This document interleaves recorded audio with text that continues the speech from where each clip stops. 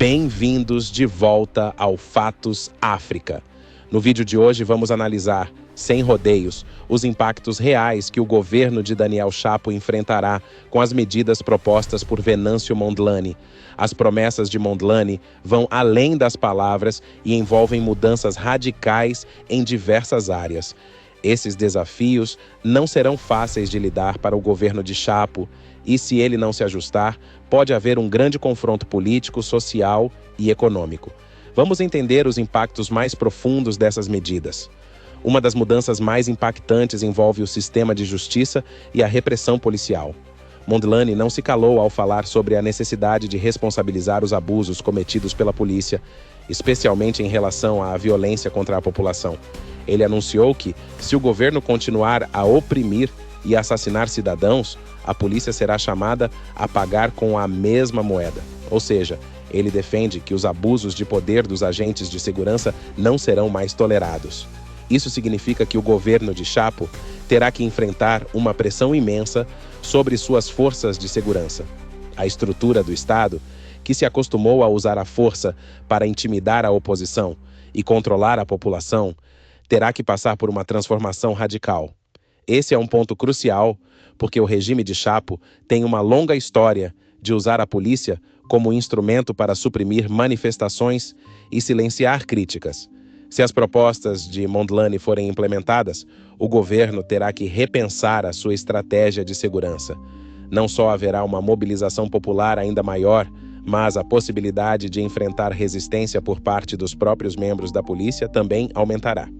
Esses agentes não estão acostumados a serem responsabilizados, e um movimento de mudança pode gerar divisões internas nas forças de segurança. Sem contar que isso pode resultar em um aumento da violência policial ou até em confrontos diretos entre a população e as forças do Estado. Não é uma situação fácil de administrar para Chapo. Outro impacto importante que vem com as propostas de Mondlane é a libertação dos cidadãos que foram presos durante os protestos a nível do país. Mondlane foi firme ao exigir a liberdade de todos aqueles que foram injustamente detidos por se oporem ao governo ou por participarem de manifestações legítimas. A medida de Mondlane, que defende a libertação imediata desses prisioneiros, coloca o governo de Chapo em uma posição extremamente difícil. Isso porque, se Chapo recusar-se a libertar esses cidadãos, ele será ainda mais isolado no cenário internacional e será visto como um governo autoritário que viola direitos humanos.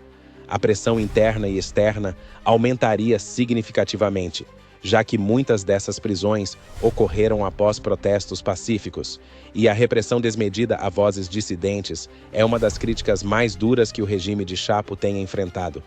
Se, por outro lado, Chapo decidir ceder e liberar esses prisioneiros, isso poderia representar um golpe significativo para o seu governo, já que mostraria uma fragilidade no controle sobre as suas forças de segurança e sobre a sua capacidade de reprimir a oposição. Além disso, a libertação de prisioneiros pode abrir portas para novas mobilizações populares que ganhariam mais força a partir desse momento. As manifestações pedindo mais liberdades, mais justiça e mais direitos sociais seriam uma consequência direta dessa libertação. Portanto, Chapo terá que tomar uma decisão difícil: continuar com a repressão e arriscar mais instabilidade ou ceder, e com isso, talvez perder o controle sobre uma parte de sua base de apoio, principalmente a segurança e as forças militares. Falando em repressão e justiça, temos outra questão importante: as medidas econômicas propostas por Mondlane. Ele defendeu a eliminação de certas isenções fiscais e a redistribuição de recursos para os mais necessitados. Uma das medidas que tem gerado mais discussão é a remoção das isenções de IVA, imposto sobre o valor acrescentado para certos produtos essenciais. Essa ação afetaria diretamente os grandes empresários e as elites que atualmente se beneficiam de uma série de privilégios fiscais. No entanto, para o povo moçambicano, seria um alívio, pois o custo de vida aumentaria menos e mais recursos seriam canalizados para os serviços públicos. Mas o impacto disso no governo de Chapo seria enorme. Os grandes empresários, aliados do governo, não vão aceitar passivamente essa mudança, e certamente haverá uma reação do setor privado. O governo de Chapo teria que tomar uma posição firme, equilibrando o apoio a esses aliados com a necessidade de responder às demandas populares. Isso geraria uma série de pressões sobre a sua base de apoio, podendo enfraquecer sua governabilidade. A economia seria profundamente afetada e a oposição, tanto interna quanto externa, poderia se aproveitar disso para enfraquecer ainda mais o governo. Além disso, se as reformas de Mondlane forem implementadas de forma eficaz, elas exigiriam uma revisão dos contratos com empresas multinacionais e grandes grupos privados que atualmente dominam os setores estratégicos do país. Isso, por sua vez, pode gerar um conflito entre o governo de Chapo e os interesses econômicos que sustentam a sua administração. A pressão internacional também poderia aumentar, já que Moçambique precisaria adotar uma abordagem mais transparente e menos permissiva com as grandes corporações. Outro aspecto importante é a questão da redistribuição de riquezas, algo que Mondlane propõe de forma bastante direta. Ele quer que os recursos naturais de Moçambique sejam mais bem administrados e que a população se beneficie diretamente dos lucros gerados. Isso é um golpe direto no modelo de exploração que tem sido adotado até agora, onde as elites políticas e empresariais se beneficiam enquanto a maioria da população vive em condições de extrema pobreza. A questão é que, para o governo de Chapo, essa redistribuição não será uma tarefa fácil.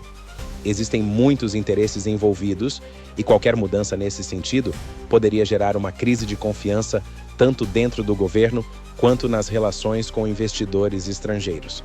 A oposição política, por sua vez, veria essa redistribuição como uma ameaça ao seu poder e aos seus privilégios, o que provavelmente resultaria em confrontos intensos no cenário político.